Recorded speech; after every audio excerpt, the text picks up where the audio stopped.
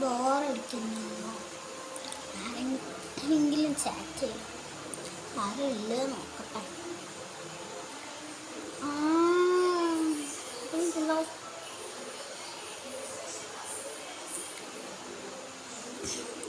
ശരി,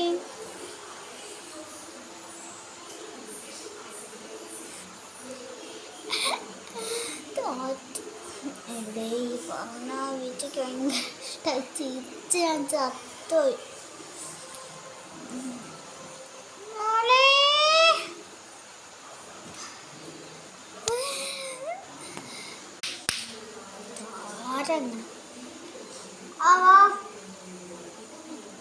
എന്താ ഉമ്മ കുറെ നേരമായാലും വിളിക്കുന്നത്?